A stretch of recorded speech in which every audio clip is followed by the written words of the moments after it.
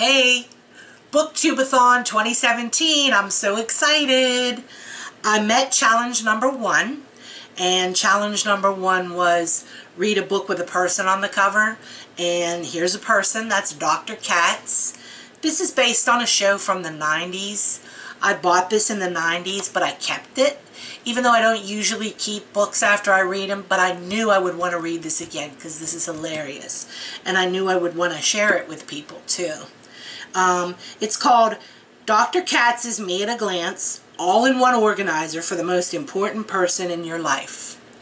And the idea is that you found his organizer, his date book, with personal things in it.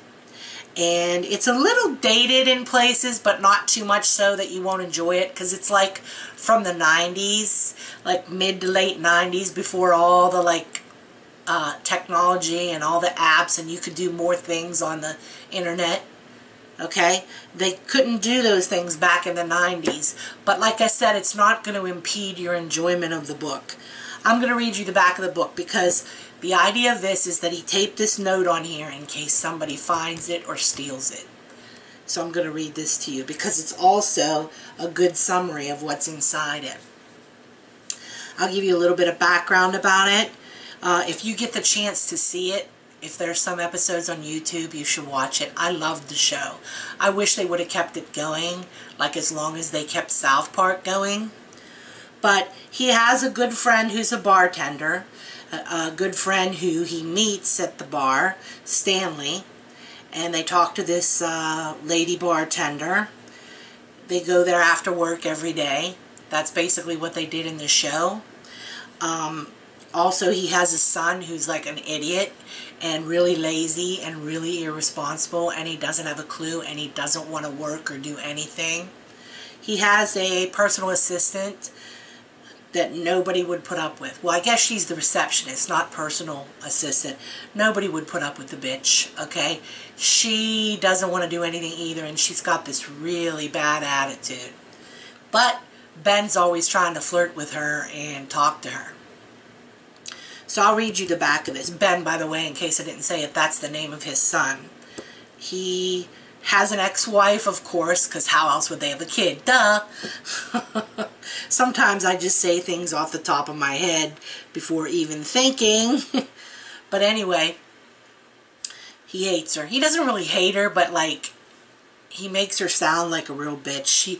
She doesn't sound like a very nice person, and he has a lot of resentments towards her. But yet, this is all done in a funny way. He goes off on these tangents, too, in the book. Like, he'll be writing to a magazine, and he'll, like, go off on a tangent. He'll be writing a proposal for a book he's going to write, and then he'll lose track, and he'll start writing it like it's some novel. One of the most hilarious things is a speech in here that he was asked to do a graduation speech at his son's preschool. And his speech is like so over the top. It's like he's talking to like college students. And it hints at you like how ridiculous his son is. He loves his son, but his son is just a major. Like, I'll just give you one example. I mean, if you want to read the book, this isn't going to be too bad of a spoiler. He gets a letter from these lawyers about his testimony in a trial, and they talk about how it wasn't a good thing that his son just walked right into the court, went up to him and asked for the car keys in the middle of the trial. That's how much of an idiot that his son is. But anyway, so let me read the back here. If found, please return to Dr. Jonathan Katz, professional therapist, to whom it may concern. This organizer is the property of Dr. Katz, professional therapist. Regardless of how it may have come into your possession, I would really appreciate your self-control in not opening it and poring over its contents. That would be like going through your grown son's backpack or steaming open your ex-wife's unforwarded mail, to name 2 completely fictional examples I've made up off the top of my head. I mean, a person often carries things in his organizer that are not meant for public viewing. Like, and see, that was just a little example there. He goes off into this tangent where he reveals things about himself that, you know, maybe people shouldn't reveal. Like right there is an example. Well, here are the things that he says you might find in his book. And again, this just shows you how he gives away things that he's trying to hide inadvertently. You will find the rejection letter from Opera News for my proposed article. Are the three tenors codependent? Some of the songs that I've written for my folk rock group Cats and Jammers. I'm especially proud of Johnny Talltree, Mining Man. You'll smell the sweat. His songs are just so dorky and funny. The menu for the coffee bar that I want to open when I retire. Jonathan's Big Bite Biscotti, anyone? His son is like constantly through this book sending him notes about things that he should do to make more money and things that he should do when he retires, and most of them are very stupid but fun to read. Okay, some notes for my self-help book, Stop Hurting Your Own Feelings. A traffic ticket received by someone who apparently took my car for a joyride. Someone who looks a lot like my son Ben. An invitation to an art show by one of my patients. And the art show is called 50 Ways to Kill Your Therapist. A list of potential careers for my son Ben. I can dream, can't I? Ben makes up a list of things he wants to do, and you should see this dang list. I mean, everything that doesn't require work, that he just he just doesn't want to work. I'm serious. He doesn't even like want to get up off of his couch half the time. But so this just gives you an idea of what's in there. And then the last paragraph that he wrote was, so you can see why it's very important that should you find this book, you do not read it. Please do not take it home and go through every paragraph laughing your head off, highlighting the items that you find very funny, the funniest, calling your friends to read them the juicy parts. And Ben, if you should happen to find this book, well, I think I understand your feelings and we could talk about it, son, okay? Dr. Jonathan Katz. Let me just page through it and show you some of the things. Like I said, it's set up like an organizer that he's shoved things into. Hairline online. His son, you find out, obviously sent his information in, and they get back to him in the email and they show him hair that they think he could have based on what his son sent. A whole bunch of rejection letters for magazines. This here's hilarious. This letter from a former classmate of his in college, maybe it's high school, and this letter like brags about everything, and you could tell why Dr. Katz was hiding and didn't want to have anything to do with them. It's very, very funny. And in here there's like, he writes letters back to the guy, and he can't do it because it always ends in insults, because, you know, he hates the guy. The guy's such a braggart. He was like trying to hide from the guy, and the guy picked up on it, but the guy wanted to come and like totally brag to him. And then there are things in here that are pictures that this artist that sees him doodles. And this artist is like a crackpot. He's got like this, it seems like this crush against the therapist. This is the guy, I'm talking about the guy that, you know, his exhibition is How to Kill Your Therapist, or The Ways to Kill Your Therapist. It's the same guy. He does these little doodles. And then, you know, he writes ideas about songs the Cats and Jammers can sing. A stupid article that's obviously a scam that his son Ben thinks that he should use to make money. Photos. This is great. It's a hoot. I really enjoyed reading this, and I read it. There's a plastic surgeon there. I really enjoyed this.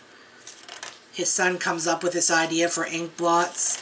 His son comes up with these ridiculous ideas, but they're all ways that he can use his dad to make him more money, because he doesn't want to earn it. His dad, even right here, writes a list of potential jobs for Ben. And then he'll put the job, and then he'll put the pro, and then the con. And I'll just give you a few examples. Let's see. Dog walker. Likes dogs is the pro. Con, dogs dislike him. Auto mechanic. Could lie down on that little cart. He likes to lie down. And then the con is he would have to get up sometime. Oh gosh. Marketing consultant. No definable skills needed. But the con is it requires working.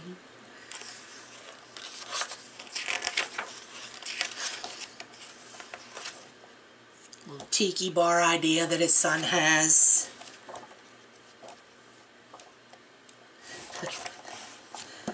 This is the postcard advertisement for that guy's art exhibition.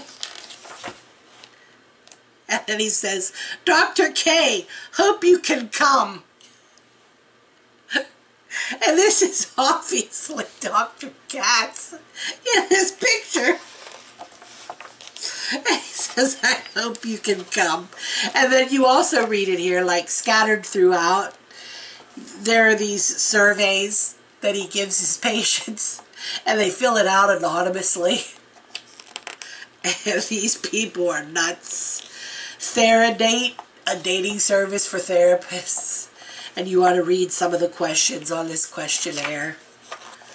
Seriously, I know that since this is from the 90s, a lot of you probably won't even try to get this, but I'm telling you, this book is hilarious. Post-it notes from his patients. One of them, it's a wrapper, the gum's on it. A business envelope. An advertisement for a show that his group, the Cats and Jammers, are doing. His son tries to write a rap, and it sucks big time. I mean, he ends up... It's like I'm laughing, and you have no idea why I'm laughing, because you haven't read this. But Ben is a doofus. Like at the end, he's writing this rap, and then he's just trying to rhyme, and he doesn't care if it makes any sense. Like the chorus, the last part of the chorus goes, got to be who I'm gonna be. I'm a menace to your society. Oh, I can't read this next part. Oh, and then here's where it gets stupid.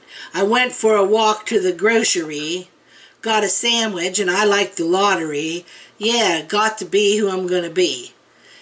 Get to wonder who really killed Kennedy? If you ask a French guy if he has to pee, it'd be pretty funny if he said, wee wee, break it down.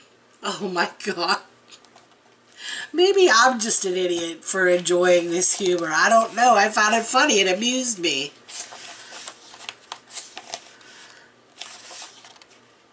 I'm just trying to show you like what's in here and how it looks. Okay. It's funny. If you can even get it like as an ebook, or I don't know, try to Google it and look it up on YouTube, this would be worth your while, especially like you're having a stressful day or whatever and you want to be put in a better mood. You could read this. This is one of those types of books. I mean, it'll definitely put a smile on your face. You want to just have a good time, you're already in a good mood and you just want to laugh. This book. I'm telling you, this book is hilarious. I'm being pushy here, I know. I really want people to read this. It is so dang funny. Yes, it's an old show on Comedy Central, but it's oh my goodness, it's hilarious. Okay, so I realize I'm starting to repeat myself, so it's time to end this video, but this was Challenge 1. Read a book with a person on the cover, and this is the book that I read today. Okay, thanks for stopping by.